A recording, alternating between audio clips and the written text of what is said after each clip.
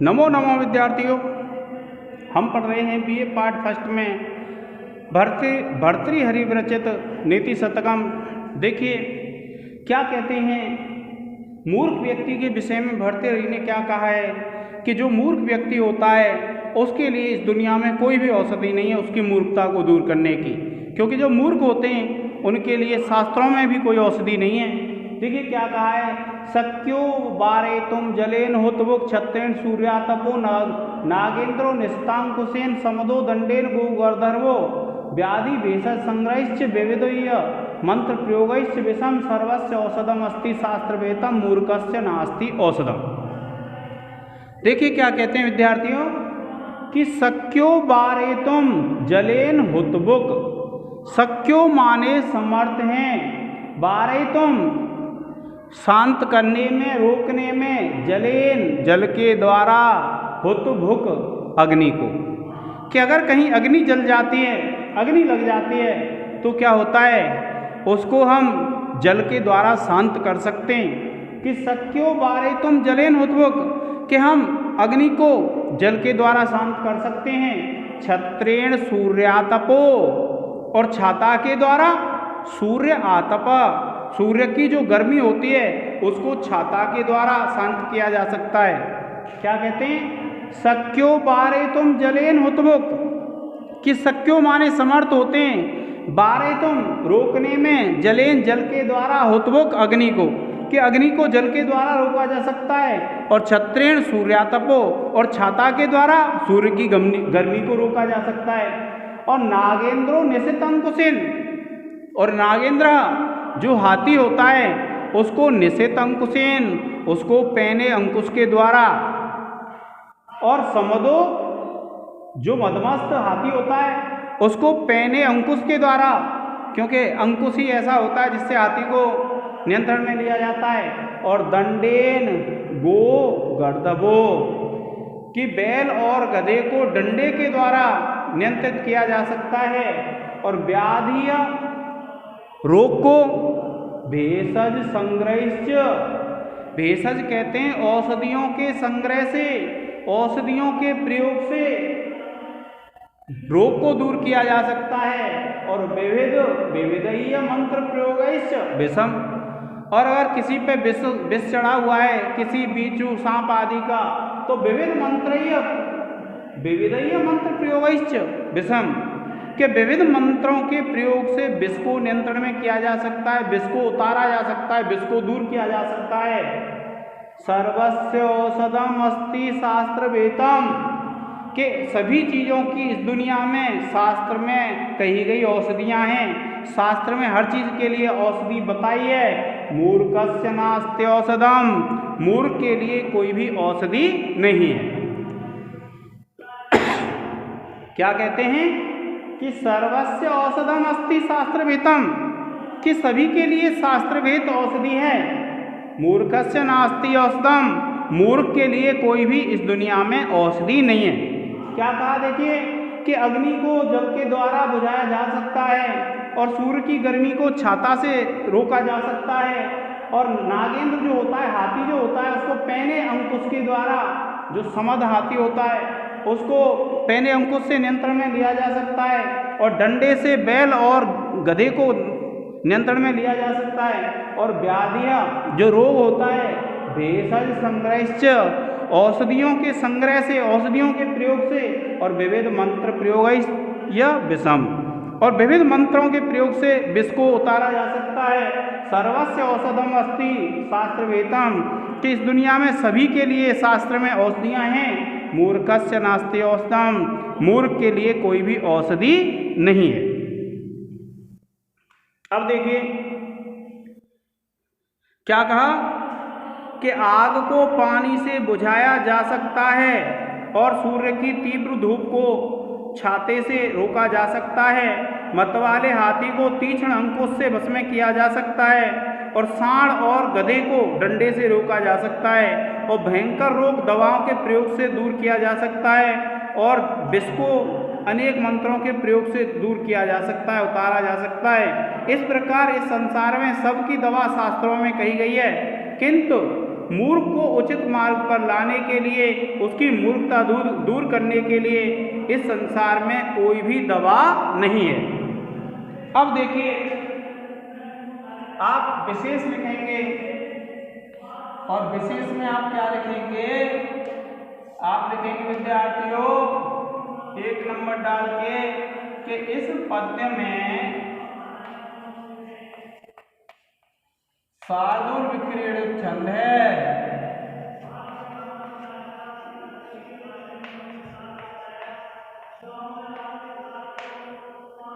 शार्दूल विक्रीडितम छंद है।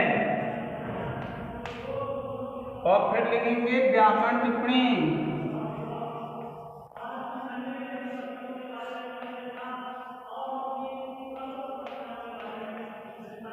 और व्याकरण टिप्पणी में विद्यार्थियों आप लिखेंगे जलेन। क्या लिखेंगे? जलेन। और आप लिख देंगे जल शब्द है तृतीया एकवचन। और फिर देखिए आप लिखेंगे नास्त्यौषधम।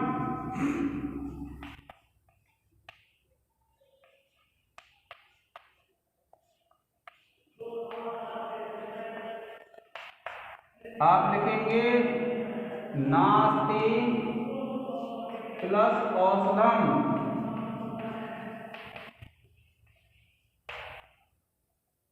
संधि हो जाएगी यण, और इसका सूत्र है विद्यार्थियों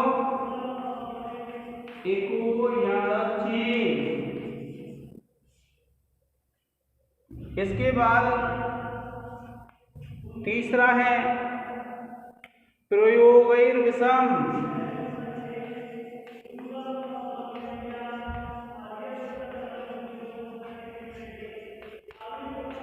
आप लिखेंगे प्रयोगैः प्लस विषम। आप लिख देंगे विषम संधि।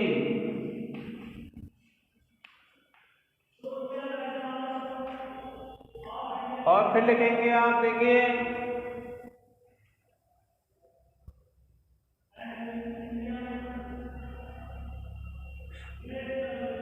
सूर्यातपो।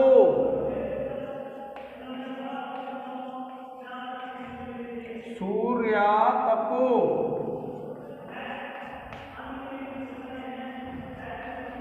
सूर्य प्लस आतपो।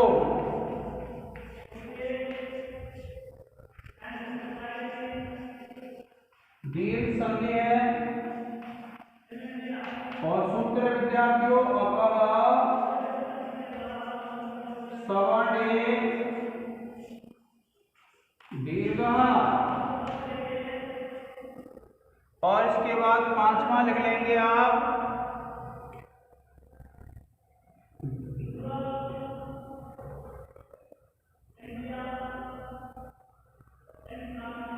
नागेंद्र।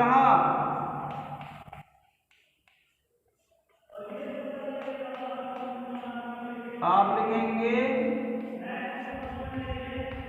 नागेंद्र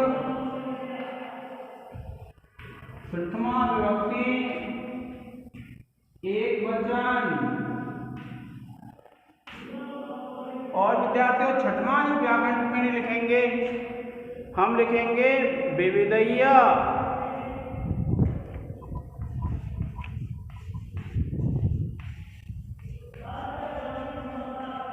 आप लिखेंगे विविध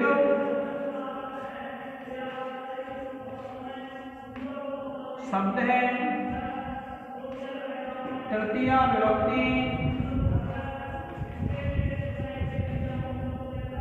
बहुवचन।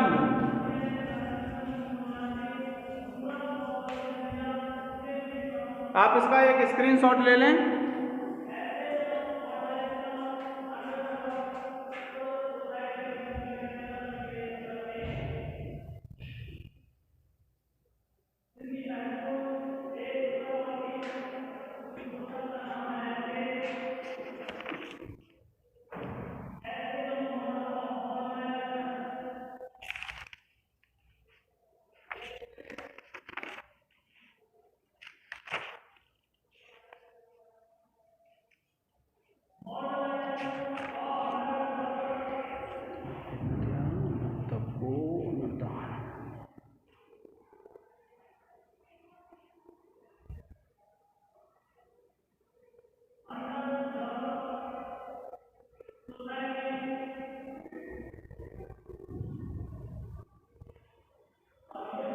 अब देखिए विद्यार्थियों,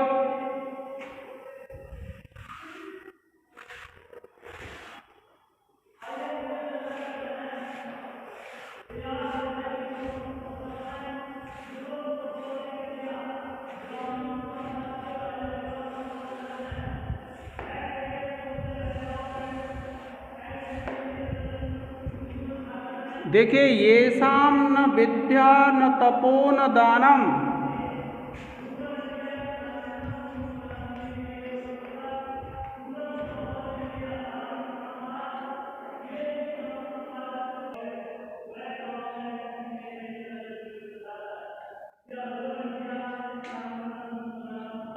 देखिए विद्यार्थियों इसमें क्या है, क्या कहा है, बताते हैं कवि भर्तृहरि कि येषां न विद्या न तपो न दानम ज्ञानम न शीलम गुणो न धर्मः ते मर्त्यलोके भुवि भारभूता मनुष्य रूपेण मृगाश्चरन्ति।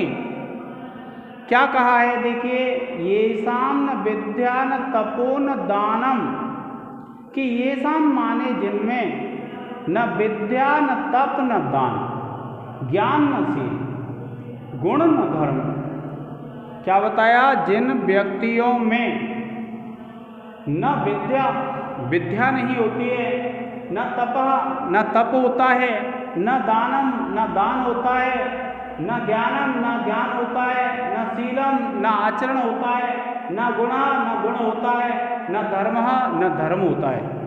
जो व्यक्ति इन सब से रहित है ते वे मर्त्यलोके मृत्युलोक में भुवि पृथ्वी पर भार रूप में मनुष्यों के रूप में मृगाः पशु चरंती विचरण करते हैं। क्या बताया है कि जिन व्यक्तियों में ना तो विद्या होती है, न तप होता है, न दान होता है, न ज्ञान होता है, शील गुण धर्म ये सब नहीं होते, वे व्यक्ति मनुष्य के रूप में पशु विचरण करते हैं इस दुनिया में, और वे इस पृथ्वी लोक पर क्या है, भारभूत हैं। जिन व्यक्तियों में ये चीज़ें नहीं हैं, वे व्यक्ति पशु के रूप में हैं तो मनुष्य के रूप में, वे मनुष्य रूप के रूप में पशु विचरण करते हैं इस लोक में, और वे पृथ्वी पर केवल भारभूत हैं। उनके जीना व्यर्थ है, उनके जीवन का कोई भी औचित्य नहीं है। क्या बताया, देखिए क्या कहते हैं कि जिन मनुष्यों में ना तो विद्या है, न तप है, न दान है, ज्ञान शील गुण एवं धर्म भी नहीं है, वे इस मरणशील संसार में भार स्वरूप हैं, और जो मनुष्य रूप में पशु की भांति निरर्थक अपना जीवन व्यतीत करते हैं। अब देखिए आप इसमें जब लिखेंगे विशेष, तो विशेष में क्या लिखेंगे,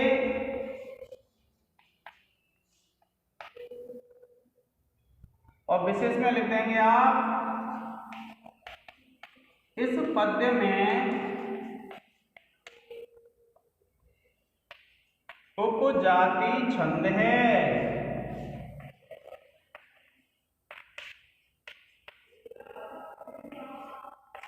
और फिर देखिए व्याकरण टिप्पणी लिखेंगे आप,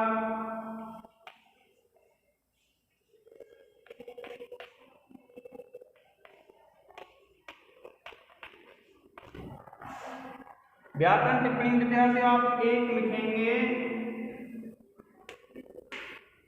नंबर 1 डाल के लिखेंगे मृगाश्चरन्ति, आप लिखेंगे मृगाः प्लस चरन्ति, और आपकी संधि हो जाएगी इसमें विसर्ग संधि। उसके बाद देखिए दूसरा लिखेंगे आप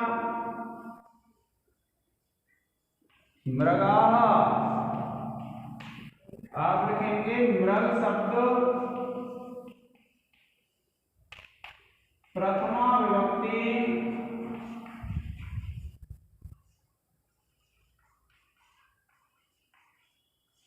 एक वचन, बहुवचन। फिर देखिए चरंती,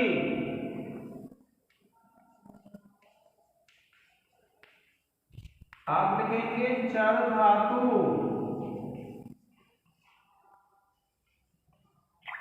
लट लकार प्रथम पुरुष बहुवचन।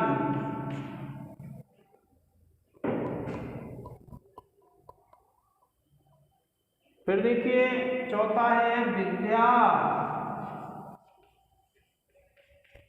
आप लिखेंगे विद्या शब्द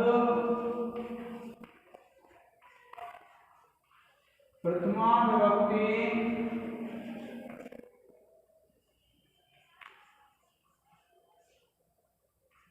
एक वचन। इसके बाद पांचवा लिखेंगे विद्यार्थियों ते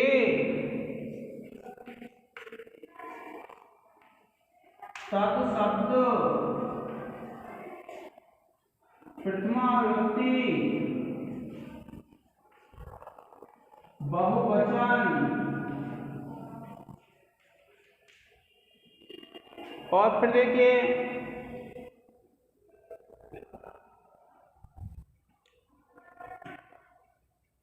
मर्त्यलोके,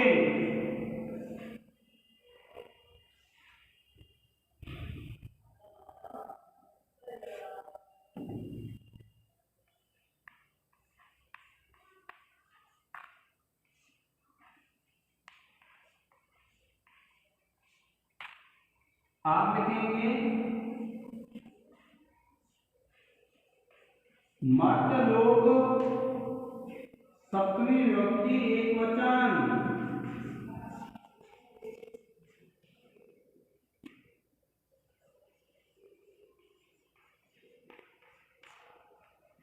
प्रिय विद्यार्थियों, आप इसका एक स्क्रीनशॉट ले लें।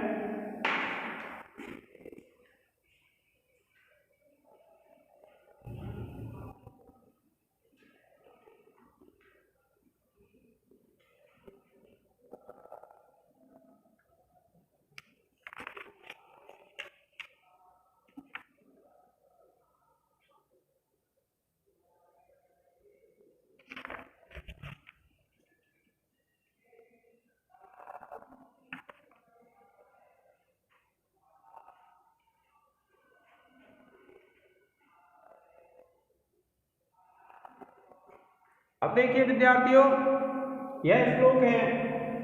यह श्लोक क्या कहता है कि वरम पर्वत दुर्गेशु भ्रांतम वंचरयसः न मूर्ख जन संपर्का सुरेंद्र भवनेष्वपि। जो कवि भरते रहिए वे यह कहते हैं कि वरम पर्वत दुर्गेशु भ्रांतम, कि पर्वतीय दुर्गों पर भ्रमण करना श्रेष्ठ है। वनचरयसः, कि जो वनचर होते हैं, जो वन में विचरण करते हैं, उनके साथ पर्वतीय दुर्गों पर विचरण करना श्रेष्ठ है। न मूर्ख जन संपर्क सुरेंद्र भवनेष्वपि, अगर मूर्ख जनों का संपर्क इंद्र के भवनों में भी मिले तो हमें वह संपर्क नहीं करना चाहिए। इससे बढ़िया है कि जो पर्वत के दुर्ग होते हैं उन पे, पर्वतीय दुर्गों पे, पर्वतों पे वनचरों के साथ विचरण करना ज़्यादा श्रेष्ठ है इंद्र के भवनों में मूर्खों के संपर्क से। प्रिय विद्यार्थियों, आप इसका एक स्क्रीनशॉट ले लें और देखिए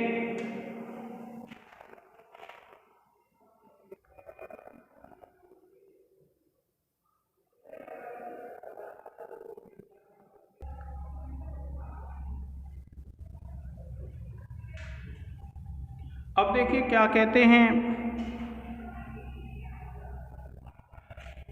जो भरते रहे कि शास्त्रोपस्कृत शब्द सुंदर गिरह शिष्य प्रदेय आगमा विख्याता कवयो वसंती विषय यस्य प्रभोर निर्धना तज्जाड्यम वसुधाधिपस्य कवयो ही अर्थम विनापि ईश्वरा कुस्यास्यो कुपरीक्षका ही मणयो यही अर्गता पातिता।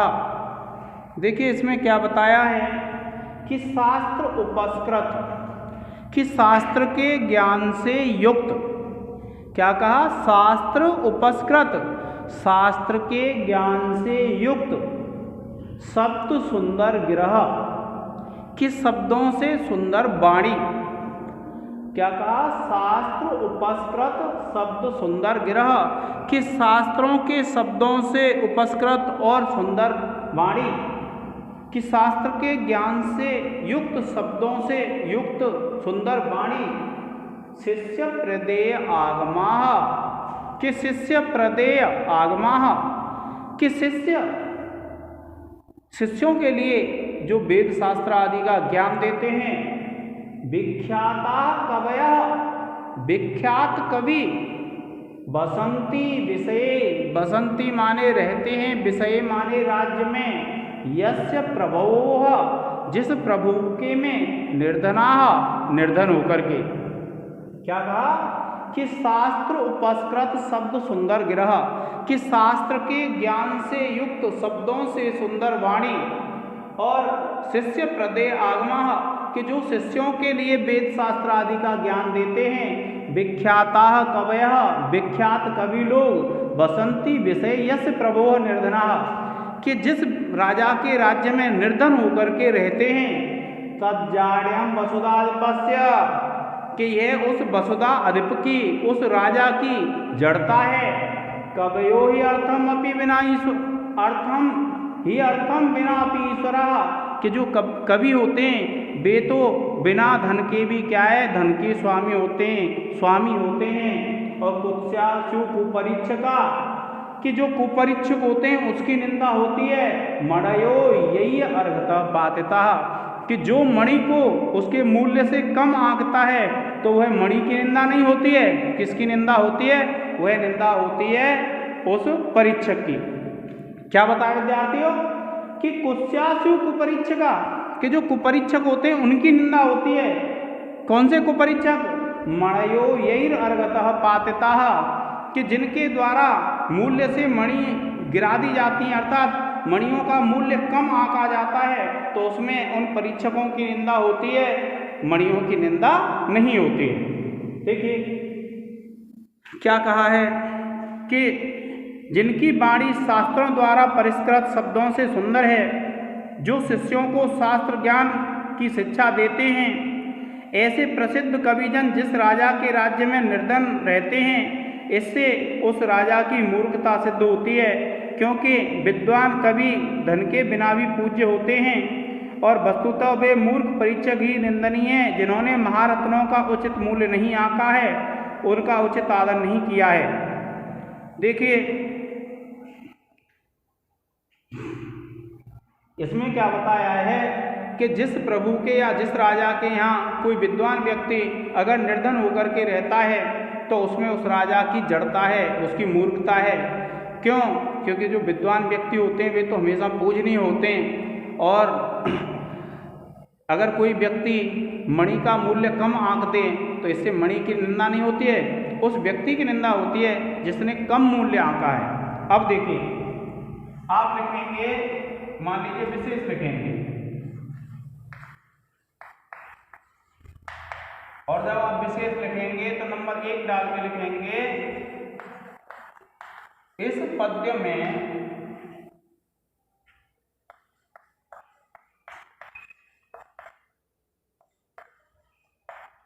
सार्वोल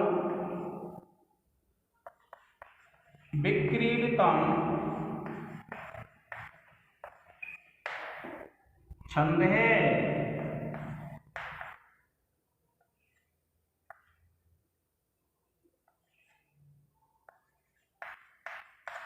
इसके बाद दूसरा है विद्यार्थियों, इस पद्य में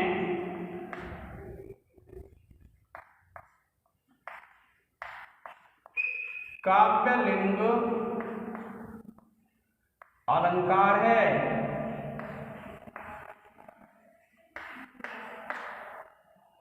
फिर आप लिखेंगे व्याकरण टिप्पणी,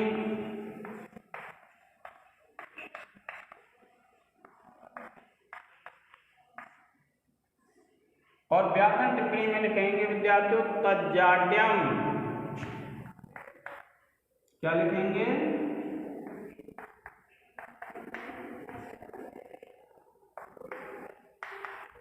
आप लिखेंगे तत् प्लस जाड्यम। और लिख देंगे आप इष्टुत्व हल संधि। फिर दूसरा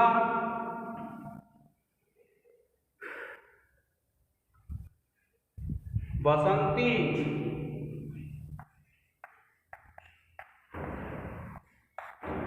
आप लिखेंगे बस धातु लट लकार प्रथम पुरुष एकवचन।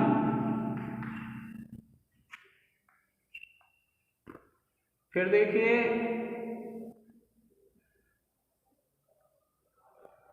पातिताः।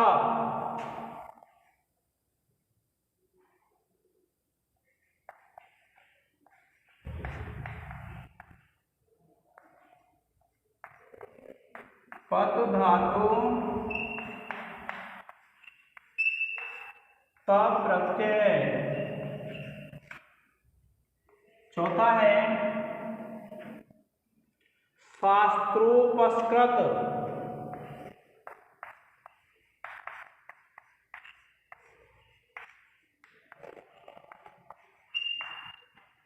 शास्त्र प्लस उपस्कृत।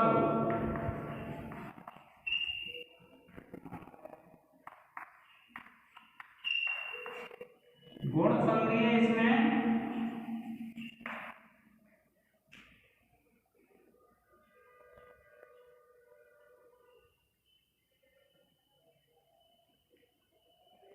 फिर देखिए पांचवा लिखेंगे इसमें हम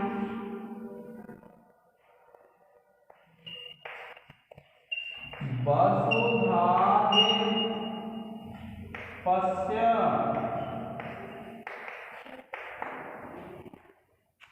आप लिखेंगे वसुधा प्लस अधिपस्य और इसमें लिखेंगे दीर्घ संधि।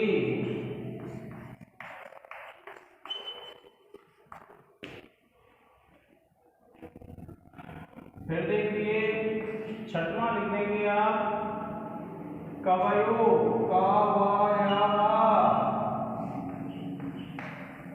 आप लिखेंगे कवि शब्द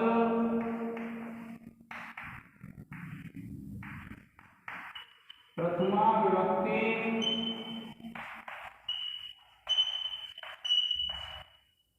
बहुवचन। फिर सातवां लिखेंगे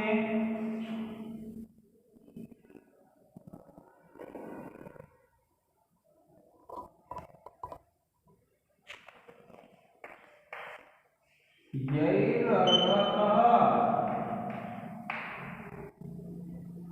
आप लिखेंगे यही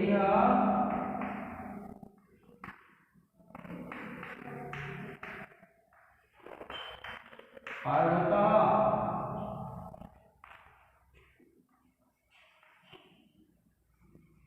विसर्ग संधि।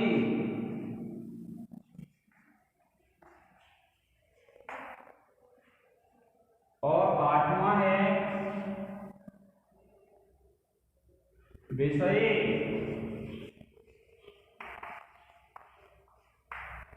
आप लिखेंगे विषय शब्द है सप्तमी विभक्ति एकवचन।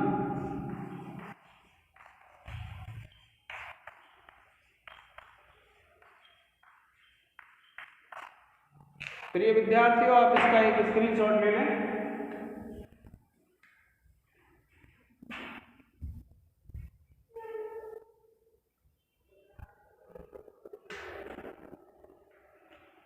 प्रिय विद्यार्थियों आज के इस लेक्चर में इतना ही।